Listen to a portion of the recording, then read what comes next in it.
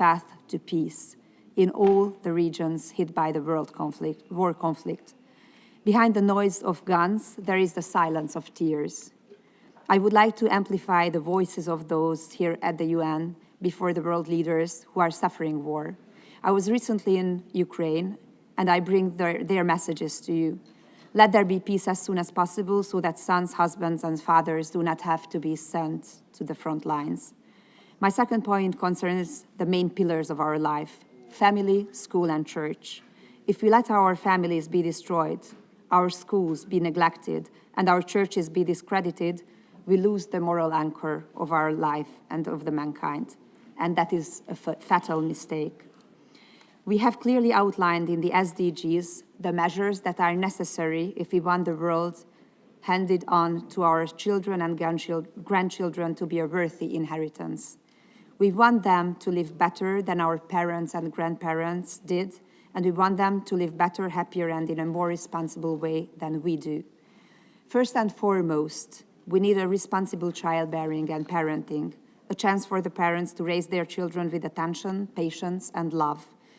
We not just owe our children and grandchildren the preservation of our future, but the created world itself. I come from Europe, where the cradles are empty. Our fight for a world of empty cradles is not worthwhile. We need children in the world preserved.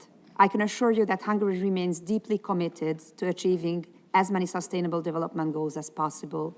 I hope that today's leaders' discussion will open up the possibility for more positive and inclusive international relations, encouraging all countries to accelerate the implementation of the SDGs. The 2023 Global Sustainable Development Report ranks Hungary 22nd out of 166 countries in the global ranking. Hungary's SDG index in 2023 is 79.4. Of all these rankings and indices, I consider the greatest achievement to be that my country has made major steps in meeting the first target, the eradication of poverty. Thanks to the work done over the past years, there has been no setback in any of the targets for Hungary, which I also consider to be a great achievement. Overall, my country is already on track or making good progress in nearly 60% of the indicators assessed. So please, ladies and gentlemen, now let me give the floor to my co-chair, co-moderator, His Excellency President Tokayev, to make his opening remarks. Thank you. Good morning, Excellencies. I am privileged to co-moderate this session of Leaders' Dialogue together with Her Excellency Katalin Novak, President of Hungary, who has already highlighted its theme. With the limited time at our disposal, we would like to know about the pledges to policies and actions for all-inclusive development.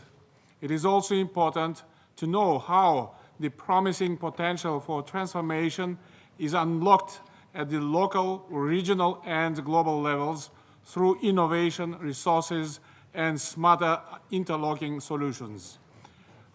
I now deliver some reflections on this theme in my national capacity as President of Kazakhstan.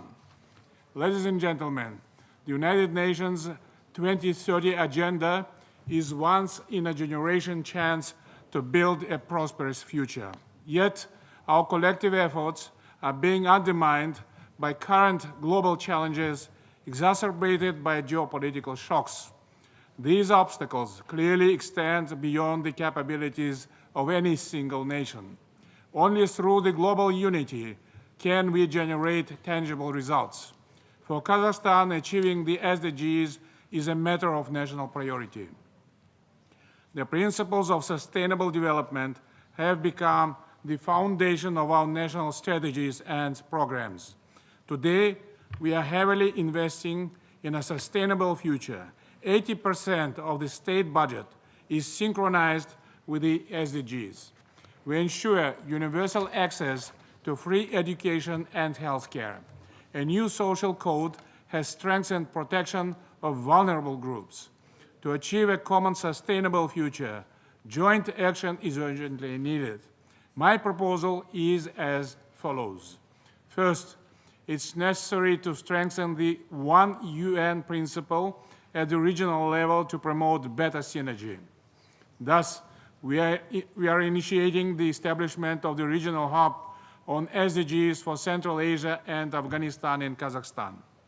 It will ensure the effective coordination of UN project activities in the region. Second, the international financial architecture must be revitalized.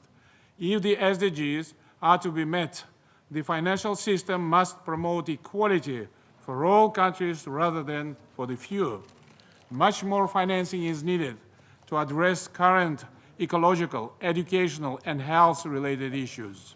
Third, today's climate, food, and energy crisis pose a serious threat to sustainable development. We must strengthen our international cooperation on technical support, scientific research, and risk assessment under the United Nations leadership. The Sustainable Development Goals represent the path to a better world for all. We must come together and redouble our commitments. Kazakhstan will always remain a staunch advocate of a strong and effective UN role in sustainable development. Thank you for your attention. And now I resume my functions as co-moderator. Distinguished participants, we will now proceed to hear statements by those inscribed on the list of speakers.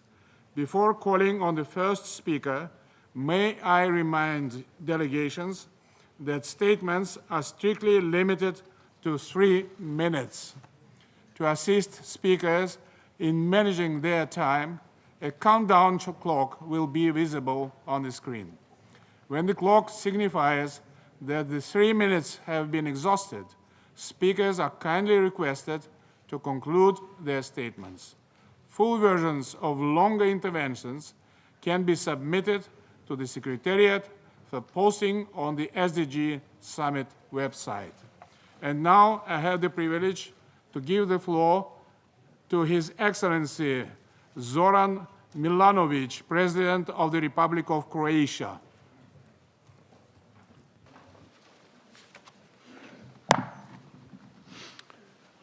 Madam President Novak, my dear friend Katalin, Mr. President Tokayev, may I announce that I will stick to your invitation and appeal to stick by 3 minutes with a religious fervor. National Development Strategy 2030, fully in line with the implementation of the SDGs, defines strategic objectives of Croatia. It shows a clear vision, its future based on 3 priorities: digital transformation, demographic renewal, and green transition. This has earned Croatia a high 12th place among 166 countries in the 2023 Sustainable Development Report. Croatia is making good progress in many areas. Percentage of people at risk of poverty and social exclusion in Croatia has decreased in recent years through implementation of the National Plan for Combating Poverty and Social Exclusion for the period 21-27. At 19.9%, Croatia is below EU level of 21.6%.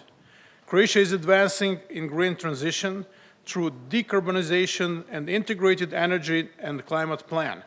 Thus, Croatia is aiming to increase renewables in its electricity consumption to 73.6% by 2030.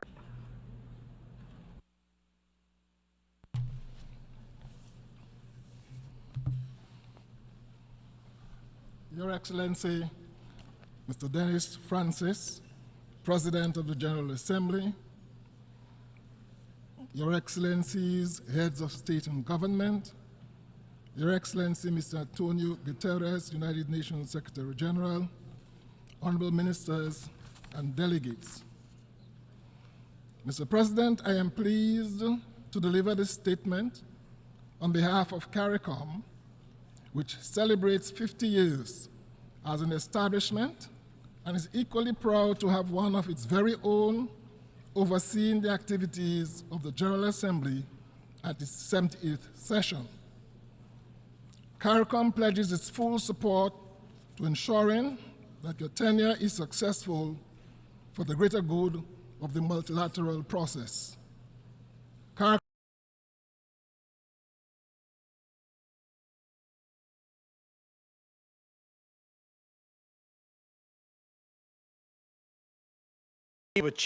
achieving a continuous, sustainable, and climate-friendly growth.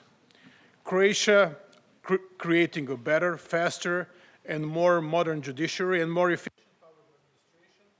We will significantly improve the business environment and increase trust in institutions. Thank you. Thank you. It's my pleasure to give the floor.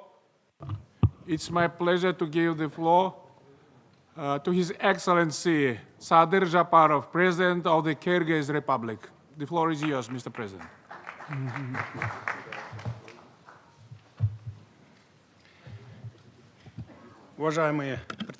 Distinguished co-moderators, distinguished delegates, the 2030 Agenda is our best roadmap to a peaceful, safe, and healthy life for current and future generations. The SDGs are the basis for our state policy, and they have been incorporated into our long-term development strategies. We have adopted the UN framework on cooperation for the SDGs, a two-year joint work plan, and a comprehensive national financing mechanism for the SDGs. We also have a council in place for the achievement of the SDGs. I'm pleased to note that in the recent UN report on the SDGs, the Kyrgyz Republic noted significant success in the achievement of the SDGs, as they are currently on 45th place out of 166 UN countries. And by 2030, we hope to enter the top 30. Ladies and gentlemen, despite the fact that half of our time to the achievement of the SDGs has gone by, we must note that we are far from our goals. According to the UN Secretary General's report on the progress of the SDGs, we here are together to show our political will and our readiness to work quickly and effectively to achieve the SDGs at all levels. Distinguished participants in this summit, I wish to focus your attention on